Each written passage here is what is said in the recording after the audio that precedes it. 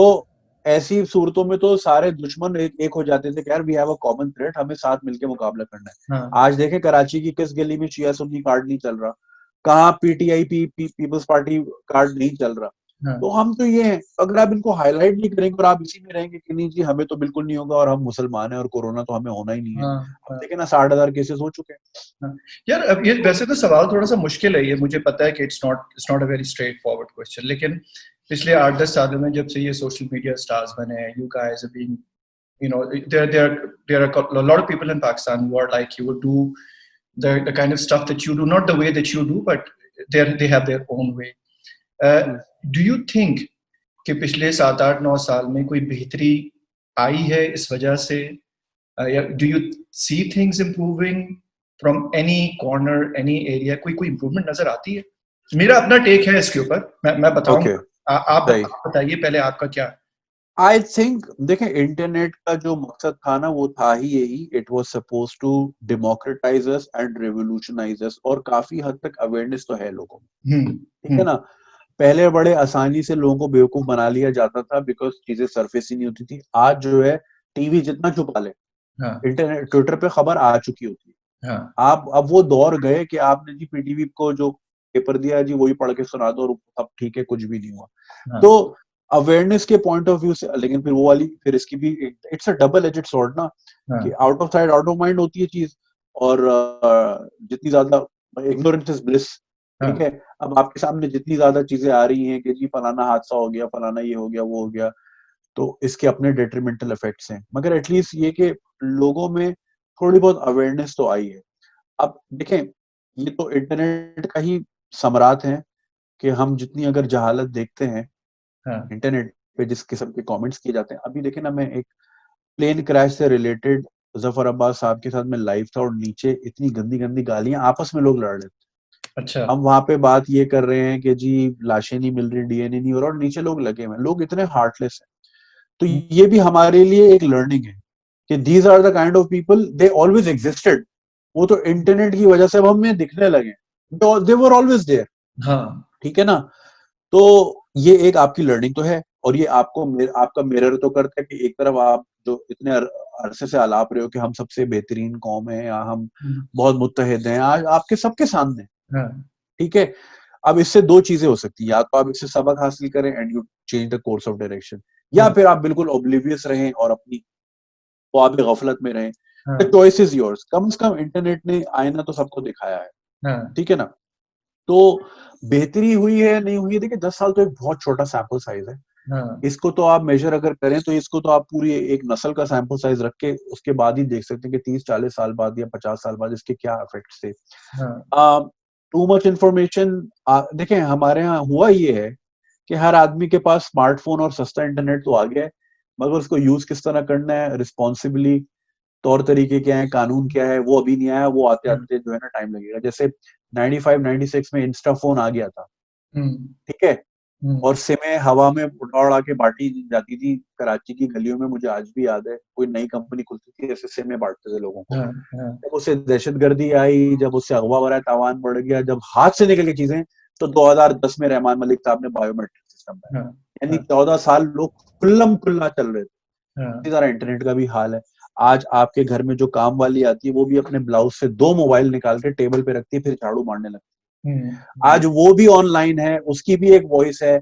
आपका ड्राइवर जिसको पढ़ना नहीं आता, हाँ या आपका चौकीदार जिसको पढ़ना नहीं आता, हाँ उसको पता है कि मैं कितनी बार यूं घुमाऊंगा तो मंसूर भाई का नंबर आएगा, कितनी बार यूं करूंगा तो ये प्रोफाइल आएगा, हाँ हाँ ठीक है।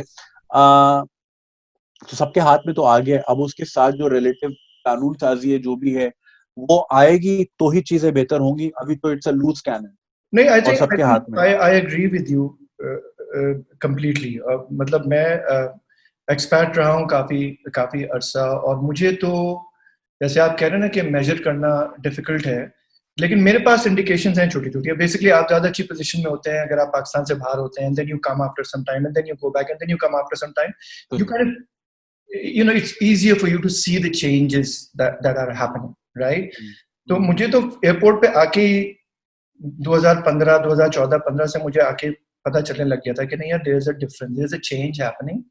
अब लोग लाइन में खड़े होते हैं, और अगर कोई लाइन जंप करता है तो पीछे से आवाज भी आती है कि यार भाई पीछे आ। तो ये because there's always a threat of somebody recording your video and putting it on social exactly, media. तो ये चेंजेस आ रही हैं। अच्छा, बिटरनेस तो दुनिया भर में है, मतलब आप जिमी किमल शो देखें, उसके अंदर वो मीन ट्वीट वाला एक सेगमेंट होता है, उसमें कैसे गंदे गंदे ट्वीट्स लोग सेलिब्रिटीज को करते हैं। ये तो दुनिया में हो रहा है, पाकिस्तान ज़ाहिर एक्सेप्शन नहीं है, यहाँ पे थोड़ा ज्यादा हो या थोड़ा कम हो, I don't know by and large. लेकिन मुझे एक चीज फील होती है, अगर मैं कंपेयर करता हूँ, यार्डस्टिक रखता हूँ इंडिया को और पाकिस्तानी लोगों को यार्डस्टिक रखता हूँ, जो हेट है वो मुझे लगता है कि शायद हम में ज्यादा है कंपेयर टू इंडिया। सेलिब्रिटी की कोई चीज होती है, और अगर आप इंडियंस के कमेंट देखेंगे नीचे जाके, तो 99% comments are positive, they are not that negative, they love their celebrities, चाहे वो मूवी एक्टर्स हों, चाहे वो सिंगर्स हों, चाहे वो किसी भी तरह की सेलिब्रिटीज हों, चाहे वो border line porn stars type की चीज भी हो, people have positive things to say, people do not have that many. हमारे यहाँ क्या चक्कर है, चाहे स्पेशली जो हमारा, not specially but both Pakistani लोग भी जो पाकिस्तान में रह रहे हैं और जो एक्सपैट्रिएट्स हैं, जो मूव कर गए हैं, स्पेशली जो मूव कर गए हैं पाकिस्तान से, उनको हर चीज गलत नजर आती है पाकिस्तान में। तो वहां से बैठ के लगता है कि everything that is happening in Pakistan is wrong, and they have, when you go on Twitter, you kind of get this impression that people have more negative things to say about Pakistan than positive. So how do you see it? Do you feel the same way? And if yes, then what is the reason? कुछ तो अच्छा हो रहा होगा ना यहाँ पे, या नहीं हो रहा कुछ भी अच्छा? देखिए, आपको जो पहला वाला पार्ट था सेलिब्रिटीज वाला, उसका भी देखिए ना, अब इंडिया में तो दे चेरिश देयर आर्टिस्ट, आर्ट को वहाँ रिस्पेक्ट दी जाती है, ठीक है, म्यूजिशियंस को रिस्पेक्ट दी जाती है। हमारे यहाँ तो सीधा सीधा वो हराम हलाल का मसला हो जाता है, ठीक है। ये सारे आर्टिस्ट कंजर भी हैं, ये दोजख में जलेंगे और सब कुछ होगा, लेकिन इनको देखे बगैर इनका लॉकडाउन का एक दिन नहीं गुजर सकता कि नेटफ्लिक्स का ये अनइंस्टॉल कर लें, या अमेज़न प्राइम अनइंस्टॉल कर लें, या इंस्टाग्राम बंद कर दें, या स्पॉटिफाई सुनना छोड़ दें, सवाल ही नहीं पैदा होता। कंजर भी हैं लेकिन देखना भी नहीं कोई है। तो ये तो हिपोक्रिटिकल माइंडसेट जो है हमारा, सिर्फ आर्टिस्ट से लेके नहीं के लिए नहीं, वैसे भी है। मतलब आप किसी भी, अब मैं पिछले दिनों एक वीडियो में मैंने यही बात कही थी कि आप किसी भी पाकिस्तानी फीमेल एक्ट्रेस का इंस्टाग्राम पे जाए, सबने अपने कमेंट बंद किए हुए। अच्छा। उसकी वजह है कि हेट इतनी आती है, मर्दों की तरफ से हेट आती है कि कपड़े ऐसे क्यों पहने, फलाना फलाना, और औरतों की तरफ से भी हेट आती है। औरतों की तरफ से हेट आने की वजह जो मुझे लगती है वो ये है कि देखें, आजाद औरत मर्द को तो इसलिए बुरी लगती है because she talks back, she doesn't take the shit that men usually give to the women. और जो औरतें हैं उनको इसलिए आती है कि चूंकि वो खुद आजाद नहीं हो पाती, क्योंकि वो खुद सप्रेस्ड होती हैं अपनी जिंदगी में, अपना एक्सप्रेस नहीं कर सकती, वो कहती है कि ये कैसे कर रही है, ये कैसे आराम से खुली ट्रैवलिंग कर रही है, मैं तो किराने स्टोर पे जाके अकेली दूध नहीं खरीद सकती, ठीक है ना, मुझे तो इतनी भी अलाउ नहीं है, ये जहाज में बैठ के टर्की में चली गई, फलानी जगह अकेली घूम रही है, तो वो हेट है, ठीक है ना। तो ये इनसिक्योरिटी से रूट करती है। फिर जाहिर है उसमें अगर आप रिलीजियोसिटी का वो भी एलिमेंट घुसा दे तो फिर वो हराम हलाल का चक्कर हो जाता है। इंडिया में ऐसा कोई सीन है नहीं हराम हलाल वाला। दूसरी बात जो है, जो आप एक्सपर्ट्स की बात कर रहे थे, नहीं, लेकिन एक सेकंड, एक टेंशन है ना यहाँ पे। एक टेंशन ये है कि ऑडियंस तो है ना पाकिस्तान में इंडियन कंटेंट कंज्यूम करने वाली, ऐसा नहीं है कि कंटेंट कंज्यूम नहीं हो रहा। यहाँ पे जितना इंडिया में कंटेंट कंज्यूम होता है उतना यहाँ पे भी होता होगा। इंडियन फिल्में जितनी इंडिया में लोग देखते हैं उतनी यहाँ पे भी देखते हैं। तो ऐसा क्यों है कि यहाँ पे वो आर्ट की कदर, यहाँ के आर्टिस्ट की कदर नहीं है? मतलब यहाँ पे ऐसा क्यों है कि पैसे नहीं बना रहे आर्टिस्ट? मतलब बहुत, अब सवाई टीवी ड्रामा, ये हुमायूं सईद टाइप लोग, ये जानरा है जो कि पैसे बना रहा है प्रॉब्ली, और गिनती के एक दो म्यूजिशियन आतिफ असलम, राहत फतेह अली खान के अलावा जो 90% जो ग्रुप है आर्टिस्ट का, फाइनेंशियल वायबिलिटी तो नहीं है ना। आर्ट की कदर है यहाँ पे, म्यूजिक हर कोई सुन रहा है, लेकिन सड़क पे खड़ा होके कोई बजा नहीं रहा म्यूजिक और लोग खड़े होके देख नहीं। कदर लाइक सुनते हैं, वही ना हिपोक्रेसी है ना कि कंज्यूम सब करते हैं। अब आप देखें, इंडिया ने जब से अभिनंदन वाले जहाज भेजे हैं, तो इंडिया से हेटरेट टाइम्स 10 हुआ है इस वक्त, है ना। आप किसी भी दिन ट्विटर खोल लें, कश्मीर की डिबेट ले लें या वो कुछ भी देख लें, गालम गलौज, मोदी को रोज गालियां पड़ती हैं। हाँ, आप आज सलमान खान की फिल्म इजाजत दे दें हाँ, सिनीप्लेक्स पे हाँ, या एट्रियम पे, टिकट नहीं ना मिलता। वो आप मुझे टिकट लेके दिखा हाँ, दीजिए। हाँ, ऐसे ही। आप अपने यूट्यूब के ट्रेंडिंग पेजेस पे तो जाएं कि ट्रेंड कौन से मटेरियल कर रहा होता है, सारा इंडिया का ही कर रहा होता है। तो ये हिपोक्रेसी है कि देखना भी है लेकिन सड़क पे आके गालियां देनी है। एक हाँ, मैं पंजाबी स्टेज शोज किसी जमाने में काफी देखता था, तो एक उसमें साजन अब्बास एक पंजाबी बोलनी बंदा आती है। तुमको? पंजाबी बोलते हो तुम? समझ लेता हूँ मैं, बोल नहीं समझ सकते? लेता हूँ, बोलने नहीं आती बिकॉज कभी प्रैक्टिस नहीं की ना।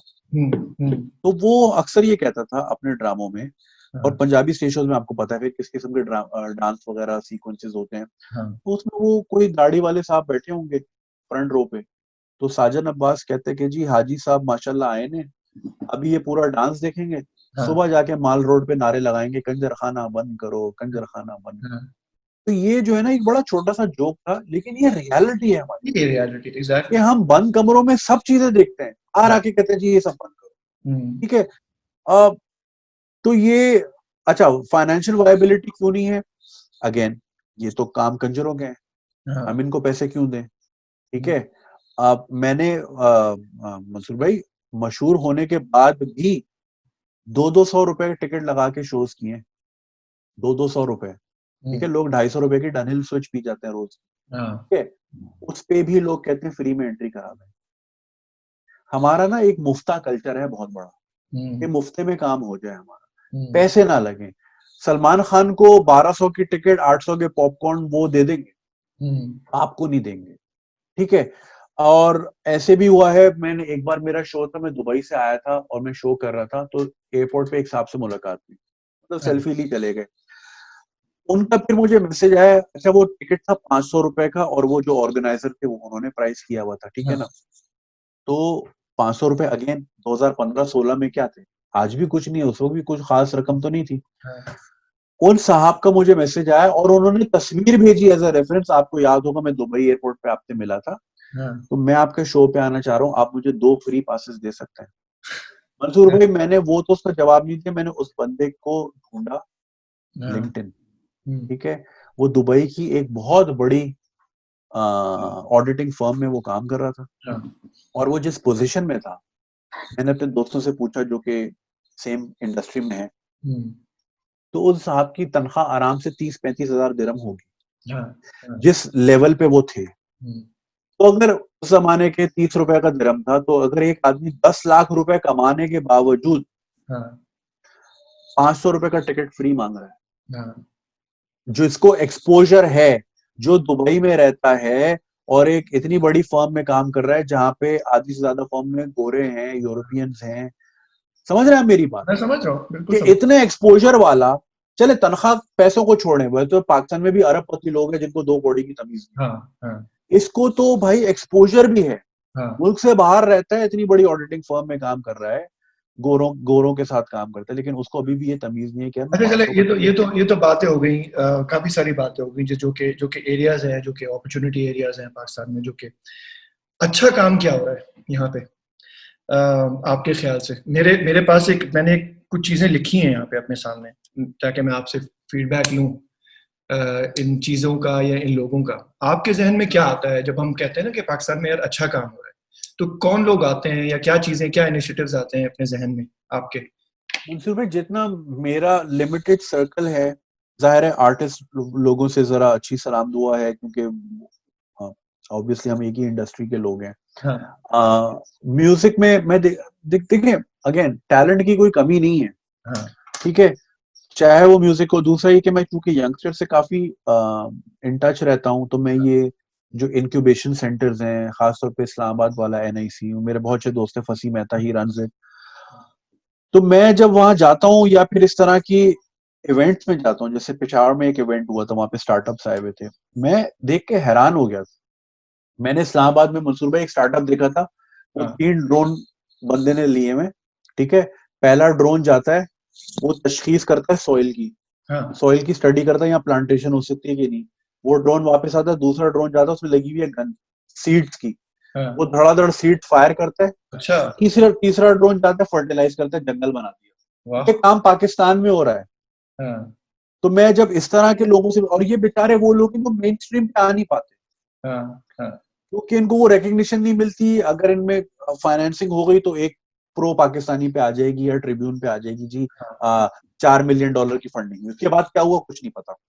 वो उठ के बेचारे सिलिकॉन वैली चले जाते हैं और वहां पे चीजें, क्योंकि वहां इंडस्ट्रीज, तो मैं देखता हूँ कि थर्स्ट बहुत है लोगों में, डिस्पाइट द फैक्ट कि बहुत सारे हम देखते हैं कि जी वो दूसरी लाइनों में ज्यादा लगे हुए हैं, लेकिन उसके बावजूद एक बहुत बड़ी फ्रीलांसर्स की कम्युनिटी है या स्टार्टअप इकोसिस्टम वालों की एक इंडस्ट्री है जो कि बाकायदा लगे हुए हैं और वो सॉल्यूशंस की तरफ जा रहे हैं। क्योंकि देखिए ना, जहाँ प्रॉब्लम्स होते हैं वो अपॉर्चुनिटी होती है, और पाकिस्तान जैसा मुल्क जिसमें इतनी प्रॉब्लम्स है वहां तो इतनी अपॉर्चुनिटी है कि बाइकिया जैसा इतना सिंपल कॉन्सेप्ट, क्या एक बंदा आया और मेरा पार्सल ले और गुलशन जाके दिया मेरे दोस्त के घर, क्योंकि अगर मैं गाड़ी निकाल के से गुलशन गया, आने जाने में 2.5-3 घंटे चले जाएंगे, मेरा दिन खत्म हो जाएगा। Simple solution. तो मैं ये चीज बड़ी देखता हूँ और मुझे बहुत पॉजिटिव लगती है पाकिस्तान के जो स्टार्टअप्स हैं। ठीक है, ये हो गया। म्यूजिक में मैं देखता हूँ काफी लोग अभी भी, despite the fact they know very well इसमें कोई फ्यूचर नहीं पाकिस्तान, ठीक है ना, वो अगर आप हैंड पिक हो गए, कोक स्टूडियो में आपका कोई गाना बहुत चल गया और फिर आपके कॉन्सर्ट्स लाइनअप हो गए, वो शाज़ो नादिर ही होता है। पिछले 10 साल के कोक स्टूडियोज में इस तरह के कितने प्रोडक्ट्स निकले, बहुत ही कम निकले, ठीक है ना। मगर फिर भी बेचारे इंडिपेंडेंटली लगे हुए हैं, जेब से पैसा लगा रहे हैं, आज के दौर में भी एल्बम बना रहे हैं, आज के दौर में भी रिकॉर्डिंग स्टूडियो, मुझे पता है ना रिकॉर्डिंग स्टूडियो कितने का मिलता है एक दिन का, सेशंस लगा रहे हैं। कॉन्सर्ट्स की मार्केट वैसे ही गिरी हुई है, लोग कूद के जाने वाले ज्यादा प्रेफर करते हैं, ज्यादा दिन के मैं 500 का टिकट खरीद लूं, 800 का टिकट, फिर भी वो कर रहे हैं। और ऐसे टाइम में तो ज्यादा जरूरत होती है आर्ट की। तो जिस तरह हम रिग्रेस करते जा रहे हैं उसी तरह, उसी स्पीड से, अब देखे ना, मैं एक म्यूजिशियन से बात कर रहा था, नेस्कैफे बेसमेंट में, is a drummer, is a good friend of mine, Bilawal. उससे मैं ये पूछ रहा था कि यार इंडिया में म्यूजिक की इतनी एक्सेप्टेंस है, उनकी कल्चर और रिलीजन का हिस्सा है, उसके बावजूद उनका बॉलीवुड का म्यूजिक बहुत अच्छा है, पॉप म्यूजिक फारिग है, और हमारा इतना फिट है, 80s 90s 2000s आप उठा लें। तो उसने मुझे बोला कि वजह थी क्योंकि जो जिया का टाइम था वो इतना रिग्रेसिव था कि टैलेंट फिर उतना ही फट के बाहर भी निकला। तो ये बेनिफिशियल भी होता है कि हालात जहां बिल्कुल इस तरह के हो ना, वो देखे ना, जितना कोयले को जितना प्रेशर देंगे तभी डायमंड बनता है वो। तो ये अपॉर्चुनिटीज हैं, और मैं यंगस्टर्स में देखता हूँ, बस ये है कि उसकी इकोनॉमिक वायबिलिटी खासतौर पे म्यूजिशियंस की वो नहीं निकल पाती। वो एक तो लोग वैसे ही नहीं आपको अच्छा समझते, आप गुनाहगार हो, आप जहन्नुमी हो। हाँ, इंडिया का लेबल लग जाए आप पे, जो कि आजकल तो वो भी बंद हो गया, तो फिर रिकग्निशन मिल जाती थी। इस पे मैं, correct me if I am wrong, मुझे जहां तक याद है नुसरत फतेह अली खान साहब रात को राग रंग गाते थे 11:45 जब पूरी कौम 9:30 बजे खबरनामा देख के सो चुकी होती थी, कोई नहीं देखता था। Imran Khan made him fashionable to listen. मेरे पास एक बीबीसी की डॉक्यूमेंट्री थी, वीएचएस पे खरीदी थी मैंने, रेनबो सेंटर पे, इमरान खान की लाइफ पे। उसमें मैंने देखा था कि जमान पाक जो उनका घर है वहां पे प्राइवेट पार्टी हो रही है, खान साहब जो है अपना लगे हुए, ही मेड इट फैशनेबल। यार जब इमरान खान सुनते तो हमें भी सुनना चाहिए यार, हम भी घरों में बुलाएंगे। जैसे आप ये आजकल देख लें, ये फरीद ब्रादरान जो हैं, जो कोक स्टूडियो में कवाली गाते हैं, ये T2F पे they were performing regularly, because they were performing regularly, लोगों ने बोला अच्छा यार, हाँ ये भी है यार। एक फिर एक कवाली जो रिवैम्प हुई है हमारे यंगस्टर्स में, कवाली सुनने का रुझान, because the who's who made it fashionable to listen. ठीक है, तो दिस व्हाट आई सी। तो इमरान खान ने, तो नुसरत फतेह अली खान तब बना जब पीटर गैब्रियल ने डेड मैन वॉकिंग में गाना बजवाया, जब आली सागू ने गाने बजवाए, तब हमें नजर आया, अरे हाँ भाई ये भी है, वरना वो तो राग रंग तो गा रहे थे 70s से। तो ये बड़ा हमारे यहाँ आप अलमिया है कि अभी भी अगर यूट्यूब पे आप जाइए जुनेद, और इनकी महफिलें जो पुरानी हैं 80s की, और जो लोगों ने छोटे छोटे कैमरे से बना के अपलोड की हुई हैं, some fantastic stuff that he's singing without mic and just people all around him is so powerful। और वो क्या मेलोडीज है, वो क्या राग है, आपको अभी भी मजा आ जाएगा सुनने का। और जमाने में होती थी चीजें हमें पता ही नहीं था। he was pretty much there, he was playing in शादी का function and all that, but fantastic stuff। खैर लोगों की जब हम बात कर रहे हैं, तो एक तो कोक स्टूडियो के बारे में क्या ख्याल है आपका? what do you think about it? What is your opinion? Coke studio when it started it was, देखिए कोक स्टूडियो में भी ना मेरा एक मिक्स्ड रिएक्शन है। वो ये है कि it made us listen to the music which we would otherwise not listen. For example जिस तरह फोक सिंगर्स उसमें आना शुरू हुए, ठीक है,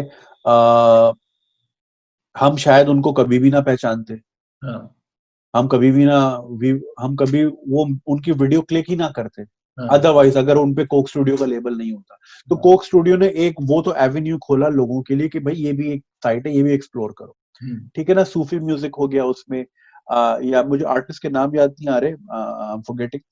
मगर उसमें जो एक दूसरी साइड है ना, that I didn't agree with, उसमें मुझे वो ये लगता था कि उसमें बहुत सारे सिंगर्स ऐसे थे जो कि सिंगर है ही नहीं, and they were only there because they were friends of friends.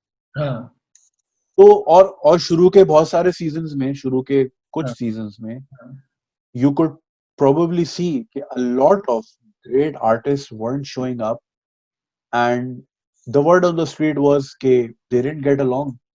Back in the day, जब Vital Signs टूटा, तो everybody was ignoring and sidelining Rohel, क्योंकि नजम शिराज का दौर था, अली हैदर का दौर था, तो रोहेल को साइडलाइन किया था। फिर जब रोहेल का दौर आया, this is something that people से, ठीक है, कोई मेरा अपना पॉइंट ऑफ व्यू ये था कोक स्टूडियो के बारे में कि I mean I been a fan of Pakistani music for the longest time, and I am a fan of Coke Studio also. लेकिन साथ में मुझे ये भी लगता है कि because of Coke Studio in the last 15 years or so, or 20 years जब से कोक स्टूडियो आ रहा है, it kind of killed original music in Pakistan also, because Coke studio it factor था। अगर आप म्यूजिशियन है तो आपको कोक स्टूडियो जाके बजाना है, जब भी आप रियल म्यूजिशियन कंसिडर किए जाएंगे।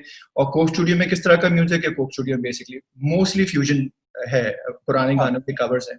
तो लोगों ने original banana, I don't no original बना रहे थे लोग या नहीं बना रहे थे, आई डोंट नो, बट अब जाके शायद थोड़ा बहुत ओरिजिनल निकलना शुरू हुआ है। ये बिल्कुल मेरा जो एक और वजह थी ना, वेयर आई डिसएग्रीड, वो यही थी कि वही गाना है जो हम सारी जिंदगी सुनते हुए आए हैं, बस उसको 7 मिनट का कर दिया क्योंकि बीच में तबले का सोलो लंबा है या गिटार का सोलो लंबा है या ड्रम सोलो लंबा है, बस उसको खींच के लंबा कर दिया, and it's killing the originality and it's defeating the fact आपके अंदर अगर एक चाह हो ना कि ओरिजिनल गाना बनाने की, तो आप वो ना बनाए। और ये रिसाइकलिंग जो है ना, ये हमें इतनी पसंद है, और मेरी जो, क्योंकि हम माजी में रहने वाले लोग हैं, हम आज तक 92 के वर्ल्ड कप से ही बाहर नहीं आए, उससे बाहर आएंगे तो अगला जीतेंगे ना।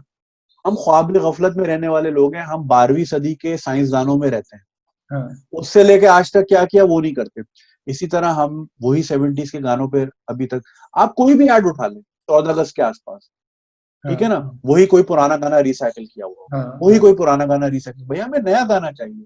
जज्बा जुनून भी अगर चाहता, कोई पुराना रिसाइकिल करके उसको सूफी एलिमेंट डाल के लगा सकता था। अगर उन्होंने जज्बा जुनून बनाया, जो कि मेरा ये मानना है, कौमी तराने के बाद हमारा नेशनल एंथम जो, उसको अगर वो स्टेटस दिया जा सकता तो वो जज्बा जुनून। अच्छा, आर्ट में बताइए कि आपके ख्याल से, चाहे वो किसी भी किस्म का आर्ट है, आपके ख्याल से ओरिजिनल और इंटरनेशनल लेवल का काम कर रहा है। एक तो मैं आपको कंसिडर करता हूँ कि आपकी एक मास अपील है ग्लोबली, जहां जहां पे लैंग्वेज। आपके अलावा आपको क्या लगता है यंग लॉट में से कौन कौन इंटरनेशनल लेवल का काम कर रहा है, अच्छा काम कर रहा है किसी भी When we say इंटरनेशनल, एक तो हमारा ज़ाहिर है एक लैंग्वेज बैरियर तो है। अब मैं अगर आपको अपनी ही मिसाल दूं, तो मैं कुछ टॉपिक्स में इतना कराची ओरिएंटेड होता हूं कि वो एक लाहौर वाले के लिए भी रिलेटेबल नहीं। ठीक है, तो और मेरी जो ऑडियंस है वो या तो पाकिस्तान की है या इंडिया की या बांग्लादेश की, इन 3 मुल्कों में ही उर्दू समझ जाती है, तो मैं वैसे ही लिमिटेड हूँ। मैं काम की क्वालिटी के हवाले से बात कर रहा हूँ। जैसे मुझे मूरू का काम बड़ा अच्छा लगता है, हाँ, ठीक है ना, I really aspired. So he's like a 360-degree kind of a artist.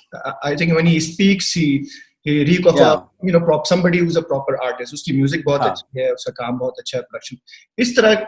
And he, अगर वो कहीं पे भी होता, probably अगर वो अमेरिका वगैरह में होता, शायद he would have been a much bigger artist than he is. Yeah, absolutely. There's no denying. और मैं भी I really aspire and get inspired from Muru, and not only because देखें, most of the people know Muru from the other side of the screen.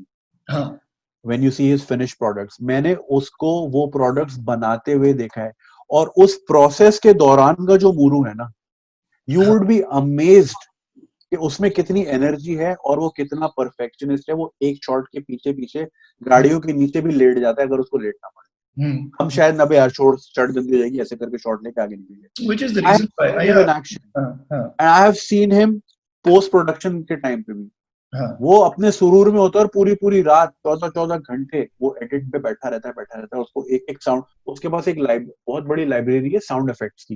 Apple की I think कोई available है. उसमें हर किस्म का साउंड है. लाइक गन शॉट से तो फिर उसमें रिपीटर का अलग, टीटी का अलग, मफलर गन का अलग. तो वो साउंड ढूंढने में घंटों लगा देता है कि यार मैंने इस पे ये वाला साउंड बैठा. तो वो डिस पैशन से वो काम. I wish I had. मुझे तो आज तक इतने साल से वीडियो बना रहा हूँ, मुझे ये कैमरा है, मुझे इसका कुछ नहीं पता. मुझे ये पता है कि बस यूं करके और रिकॉर्ड का बटन दबाना है. इसका आईएसओ क्या होता है, ये क्या होता है, मैं सीखता ही नहीं हूँ. आई रियली विश कि जो उसमें चाह है ना चीजों में घुसने की वो मुझ में होती. तो मैं उसके काम को मैं बहुत एस्पायर करता हूँ. लाइक म्यूजिक भी उसका 360 डिग्री जैसे आप कह रहे थे. तो like I see him as someone who would be leaving a really really big legacy. ठीक है, और मैं नाम लेता हूँ, एक दो नाम और लेता हूँ जो कि मेरे पर्सनल फेवरेट्स हैं. I want you. एक अली सेठी है. अली सेठी का म्यूजिक सुना है आपने? नहीं सुना? Very limited but I have. Yes, आपने जो भेजे थे मैंने वो भी सुने थे. तो मुझे लगता है कि ये इंटरनेशनल लेवल का काम है. ठीक है, लैंग्वेज बैरियर जरूर है, लेकिन आई एम प्रीटी श्योर कि अली सेठी का म्यूजिक अगर एक नॉन उर्दू स्पीकिंग या हिंदी स्पीकिंग आदमी सुनेगा तो वो फिर भी एंजॉय करेगा. I think it's and it's people like Ali Sethi who are forerunners or front runners in breaking the barriers. ये जो हमारे बैरियर है ना साउथ एशिया के, अली सेठी टाइप के आर्टिस्ट होते हैं जो कि who sweep those barriers. Oh yes. And they become a household name.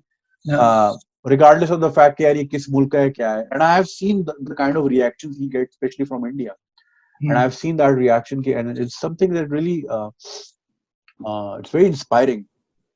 So yes, his work is of that caliber. जो कि एक ब्रिज बन सकता है. एक दो चीजें और पूछूंगा मैं जुनेद आपसे. हम थोड़ा क्लोजर की तरफ आते हैं. बहुत लंबा हो गया या आप थक गए होंगे. No, it's all right. Who is your favorite musician? I mean top 3 musicians बताइए आपके कौन. मुझे पता है कि हम और आप रेजोनेट करते हैं with our choice of music. हमारी बहुत दफा डिस्कशन हुई और हमारी स्पेशली लेट 80s और मिड 90s तक की हमारा जॉनरा भी एक था और हम भी एक जैसे सुन रहे थे. आपके टॉप 3 म्यूजिशियंस कौन है globally? I can never tell. मुझे पिछले दिनों एक इंटरव्यू में मुझसे पूछा आपकी फेवरेट 3 फिल्में कौन सी हैं.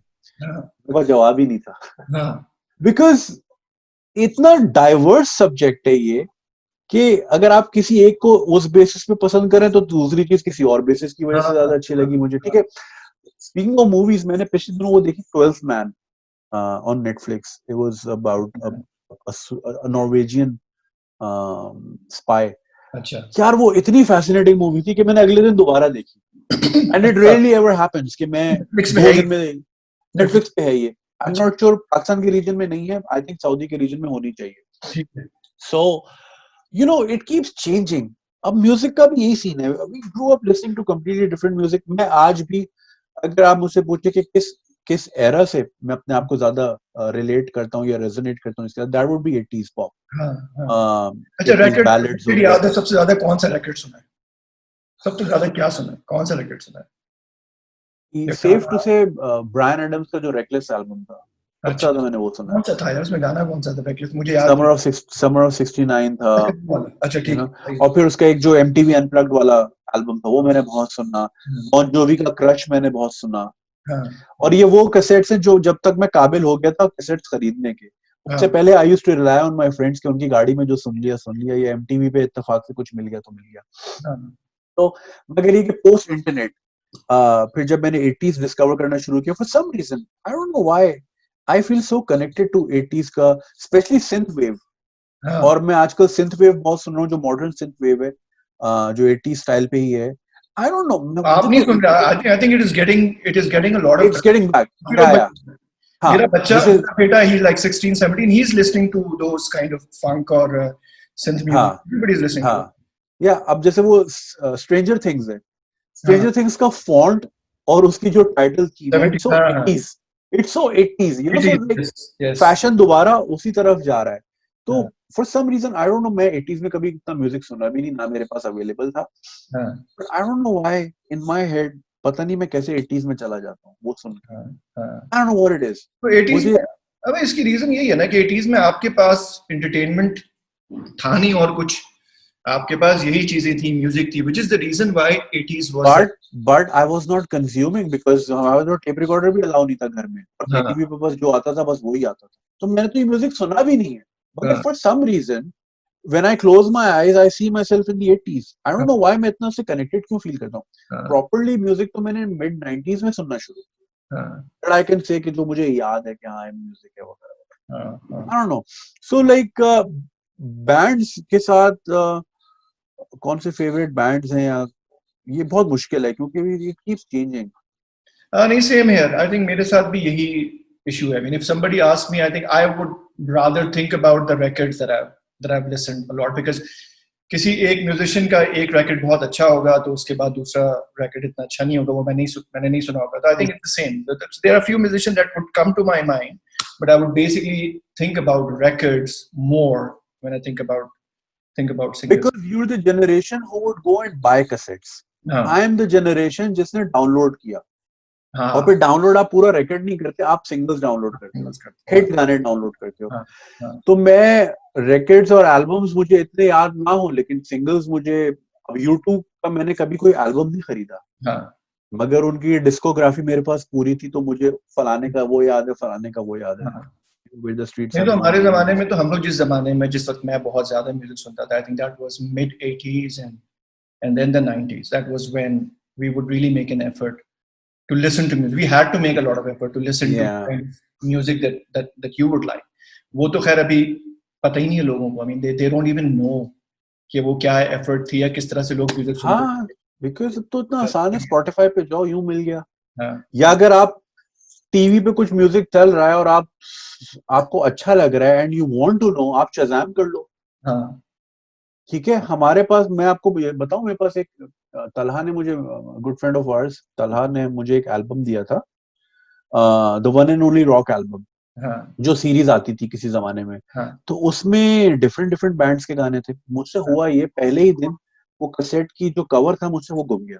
ठीक है। अब मेरे पास कैसेट है और उसमें बेहतरीन गाने हैं, लेकिन किसने कौन सा गाया सिवाय ब्रायन एडम्स के, क्योंकि उसकी आवाज ठीक है। बड़ी डिस्टिंक्ट थी, आप सुन रहे हैं गाने बस। मुझे पता ही नहीं वो गाने किस, हाँ, ठीक है।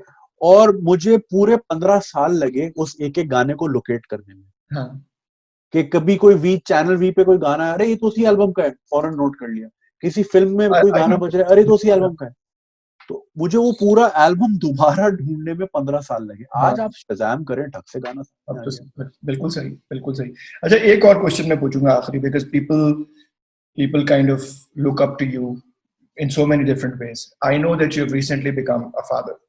या ठीक है ना? तो I would want you to take your time and tell me about what kind of father you would want to become, so that think about it and let me know what is your image of what is it that you want to do.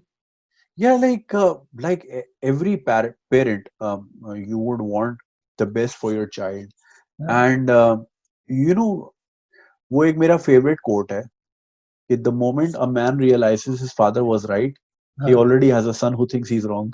yes, I love that quote. yeah, it's very nice. So मेरे लिए जो और striking moment है ना, वो ये है, because my son looks exactly like me. हाँ, He's taken everything from me. अच्छा, Brilliant. My wife is pissed with me हाँ, because she's the one who carried him, और उसने उससे कुछ भी नहीं लिया. मुझे So he has शक्ल मिलती है उसकी। 100%, 100%. मैं डर जाता हूँ कभी कभी देख के कि मैं कैसे बैठा हूँ, and it's so strange. हाँ, तो मैं अच्छा तुम कंटिन्यू करना, लेकिन जैसे जैसे मुझे कभी कभी किसी जगह पे डर लगता है कि मेरे बच्चे मेरे जैसे ना निकल आए। Do you have that kind of fear also, that you would want your kid to become exactly like? I talk to my son every day and I tell him कि your great grandfather was a very intelligent man. He knew, he could speak Farsi. He knew the entire catalog of Allama Iqbal. He was a very very well learned man. Your grandfather is a very learned man. Your father is someone that people know of, and I don't have expectations any less from you. I would, मेरा है ना बेगम से ये सवाल होता है यार कि यार ये मोंगा ना हो बस, हाँ, ये इंटेलिजेंट हो, बिकॉज मैं चाहता हूँ ये लेगेसी हमारी बरकरार रहे। मगर जो मेरे लिए बड़ा ऑस इंस्पायरिंग है ना मोमेंट, वो ये होता है कि when I look at my child and I can see कि he looks exactly like me, हाँ, तो I go back into my father's role कि हाँ, my father must be like this with me, हाँ, राइट? बिकॉज आप अब typical देसी families में यही होता है ना कि या तो पेरेंट्स से आपकी, या तो वाले साहब से बहुत दोस्ती होती है या बिल्कुल ही नहीं होती, हाँ, ठीक है? तो चूंकि वो उनको एक डर का एलिमेंट बिठाना होता है तो ज्यादा बात नहीं करते, और काम से काम, पानी लेकर आओ, ये लेकर आओ, अम्मी को बुलाओ, ये बुलाओ, बस, इससे ज्यादा बातचीत नहीं होती। तो we've had that kind of relationship and I would see my friend the way they would joke around with their fathers and I've always inspired कि यार मेरे घर में भी शायद ऐसा सीन होता है, would have been nice। पर खैर वक्त के साथ साथ वो फिर मैंने पॉलिटिक्स में इंटरेस्ट लेना ही इसलिए शुरू किया so that I can talk to my father, because I know कि उनको यही चीजें पसंद है, राइट? तो so when I look at my son, मैं यही सोचता हूँ कि यार may be my father used to be around me like this when my mom was taking shower, तो he would be around me जैसे मैं होता हूँ। हाँ, अगर बेगम कहीं बाहर गई है, कुछ लेने गई है, या वॉशरूम में या किचन में है और मैं साथ हूँ, मैं यही सोचता हूँ कि शायद my dad used to be like this with me as well. हाँ, एंड वो फिर एक मोहब्बत का एक और वो आपके अंदर एक होता है कि ऑब्वियसली इतने तो ओब्लिवियस नहीं होंगे ना कि हाँ पैदा कर दिया और छोड़ दिया, ऐसा तो नहीं होगा ना ऑब्वियसली। एक ही घर में रहते थे, छोटा सा घर था, तो he would be like this around me and that's a very nice feeling to know हाँ, हाँ। कि So कॉन्शियसली फिर बाद में जो yeah, भी हमारी लर्निंग रही, yeah, you वो were that's, talking about what kind of father you would want to become. I would want to become exactly the same father as my father was to me, in terms of he never really interfered much in my life and allowed, they gave me all the necessary uh, tools that they could afford. हाँ, They gave me all the necessary lessons that they could impart and hmm, the knowledge they could impart. Baki, they left it on me for hmm, the greater part. Hmm, Maybe I had earned their confidence very early in life कि यार हम्म। ये पढ़ाई में अच्छा है तो ये responsible बच्चा होगा, and that independence तो तुम allowed पढ़ाई में me अच्छे to, थे क्या? You were good in yeah, पढ़ाई? I अच्छा, was an excellent student, अच्छा, A grade हमेशा। अच्छा, तो वो कॉन्फिडेंस था उनका और वो आजादी थी which allowed me to experiment with my life the way I experimented hmm, with my life। मैं मुंह उठा के दुबई चला गया था, मेरे पास सिर्फ 1200 दिरहम थे और रहने की कोई जगह है। हम्म, I was at Dubai airport, मेरे पास जगह ही नहीं थी जाना कहाँ है। फिर then I called a friend, he called a friend, he called someone in Alan, they अच्छा, called someone in Dera और फिर मैं किसी के घर गया, हाँ, right? इसी तरह मैं कॉमेडी भी शुरू कर दी, वीडियोस भी बनाना शुरू कर दी, क्योंकि मुझे ये डर नहीं था कि पेरेंट्स कुछ बोलेंगे। They were like कि you're a responsible person, we know you do whatever is best for you। हाँ, So मैं यही चीज, यही लेवल ऑफ इंडिपेंडेंस और यही लेवल ऑफ कॉन्फिडेंस देना चाहूंगा अपने बच्चे को। हाँ, Whatever he aspires to be, he should have the confidence कि यार अब्बू क्या बोलेंगे या अम्मी क्या बोलेंगी, ये ना हो उसको। और हम्म, मैं उसको म्यूजिक से बहुत जोड़ रहा हूँ और मैं, मेरी ख्वाहिश होगी कि I would teach him, like I would give him a piano और बोलूंगा बचपन से ही सीख, learn how to play, instrument जरूर सिखाऊंगा, ये हाँ, मेरी ख्वाहिश है। क्योंकि उसका ध्यान जब आर्टिस्टिकली शेप होगा ना उसका जहन, तो हाँ, वो क्रिएटिव खुद ही हो जाएगा। हाँ, हाँ, ठीक है, कुछ चीजें जाहिर है इनबॉर्न होती हैं, कुछ चीजें आप थोड़ा बहुत कल्टीवेट कर सकते हो। तो हाँ, मैं जितने टूल्स उसको दे सकता हूँ into becoming a creative person and a useful person, I would impart those things. Rest is up to him. Obviously आप कुछ चीज enforce तो नहीं कर सकते। नहीं, हाँ, बिल्कुल सही बात, बिल्कुल सही बात। यार, बातें तो खत्म नहीं होंगी। I think we can go on and on. इसको भी Yeah, मुझे for लगता है sure। कि दो तीन चार पार्ट में करना पड़ेगा मुझे आहिस्ता से। I can foresee the work that lies ahead of me in terms of editing.